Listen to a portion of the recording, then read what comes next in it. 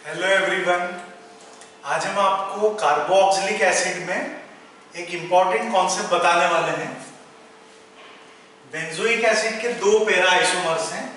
ये है para fluoro benzoic acid और ये है पैरा फ्लोरो बेंजोइक एसिड। यदि आपसे पूछा जाए दोनों में ज्यादा एसिडिक कौन है तो आपका आंसर क्या होगा? नेचुरली आपका आंसर होगा पैरा फ्लोरो बेंजोइक एसिड। ये ज्यादा एसिडिक है इस पैरा क्लोरो से। क्यों है? तो तुरंत आप आंसर देंगे, fluorine is more electronegative than chlorine. Obvious यही आंसर होगा। लेकिन यहां पर ऐसा नहीं होता है, यहां उल्टा होता है। ये जो पैरा क्लोरो बेंजोइक एसिड है ये ज्यादा एसिडिक है पैरा फ्लोरो बेंजोइक एसिड से। तो ऐसा क्यों हो रहा है कि फ्लोरीन ज्यादा इलेक्ट्रोनेगेटिव होने के बाद भी और वो वीकर एसिड है उसका आइसोमर। तो देखिए इसके पीछे रीजन क्या है। आप सभी को पता है halogen atom more electronegative atom होते हैं एज कंपेयर टू कार्बन, और उसके अलावा इनके पास लोन पेयर भी प्रेजेंट होती है। जैसे कोई भी हेलोजन की हम बात करें तो हेलोजन के वैलेंस शेल में 7 इलेक्ट्रॉन होते हैं। एक इलेक्ट्रॉन से ये बॉन्ड बना लेंगे इस बेंजीन के साथ, 6 इलेक्ट्रॉन बचे यानी 3 लोन पेयर। ऐसे ही क्लोरीन के पास भी 3 लोन पेयर प्रेजेंट है।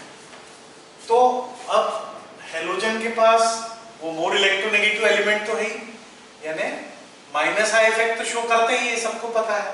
लेकिन जब हेलोजन एटम बेंजीन से अटैच होता है तो वो रेजोनेंस इफेक्ट भी शो करता है।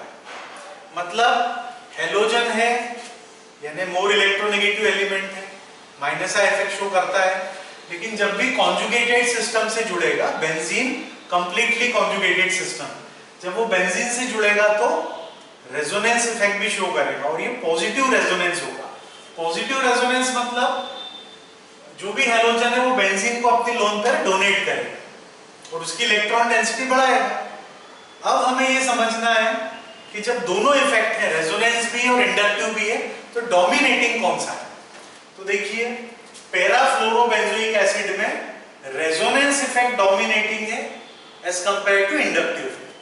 और पैरा क्लोरो बेंजोइक एसिड की बात करें तो इसमें रेजोनेंस इफेक्ट वीक है यानी इंडक्टिव डोमिनेटिंग है रेजोनेंस।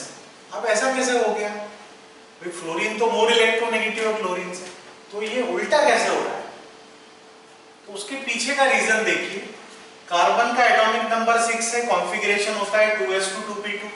ये कार्बन के वैलेंस शेल का कॉन्फ़िगरेशन है, सेकेंड एनर्जी लेवल है। अब फ्लोरीन को देखिए एटॉमिक नंबर 9, इसका कॉन्फ़िगरेशन है 2s2 2p5। Chlorine 17, valence shell configuration 3s2 3p5। अब आप देखिए, आपको दिखाई दे रहा है यदि आप समझना चाहते हैं। फ्लोरीन का जो वैलेंस शेल है वो सेकेंड एनर्जी लेवल है और कार्बन का भी energy level second energy level है। तो सेम वैलेंस शेल है, सेम एनर्जी लेवल के हैं। और क्लोरीन को देखें तो ये थर्ड एनर्जी लेवल है। मतलब जब फ्लोरीन जुड़ा होगा बेंजीन के साथ तो उसका रेजोनेंस इफेक्ट डोमिनेटिंग होगा। रेजोनेंस इफेक्ट डोमिनेटिंग क्यों होगा? क्यों रेजोनेंस डोमिनेटिंग होगा इंडक्टिव से? क्योंकि इसमें जो वैलेंस शेल है वो सेकेंड एनर्जी लेवल है, इसमें वैलेंस शेल है कार्बन यहाँ पर है, यहाँ भी सेकेंड एनर्जी लेवल है। तो सेकेंड एनर्जी लेवल होने से ये लोन पेयर इजीली बेंजीन को एक्टिवेट ये कर देगा, बेंजीन की इलेक्ट्रॉन डेंसिटी बढ़ा देगा। तो यहाँ जब फ्लोरीन प्रेजेंट है, फ्लोरीन और कार्बन का एनर्जी लेवल सेम होने के कारण रेजोनेंस इफेक्ट डोमिनेटिंग है एज कंपेयर टू इंडक्टिव। समझ में आया? बिल्कुल इजी था। और पैरा क्लोरो बेंजोइक एसिड में देखें तो यहाँ पर क्लोरीन का जो वैलेंस शेल है वो थर्ड एनर्जी लेवल है। यहाँ देखिए 3s2 3p5, ये 2s2 2p5, ये सेकेंड एनर्जी लेवल है। तो यहाँ पे रेजोनेंस उतना इफेक्टिव नहीं होगा, है ना, उसके बजाय इंडक्टिव इफेक्ट ज्यादा डोमिनेटिंग हो जाएगा। मतलब फ्लोरीन जब बेंजीन से जुड़ा है तो ये इलेक्ट्रॉन रिलीजिंग ग्रुप की तरह बिहेव कर रहा है, उसकी इलेक्ट्रॉन डेंसिटी बढ़ा रहा है यानी एसिडिक नेचर कम कर रहा है। और जब क्लोरीन जुड़ा है बेंजीन के साथ तो ये इलेक्ट्रॉन विड्रॉइंग ग्रुप की तरह बिहेव कर रहा है क्योंकि इसका माइनस आई इफेक्ट डोमिनेटिंग। इसलिए जो पैरा क्लोरो बेंजोइक एसिड है वो ज्यादा स्ट्रॉन्गर एसिड है as compare to para fluoro benzoic acid.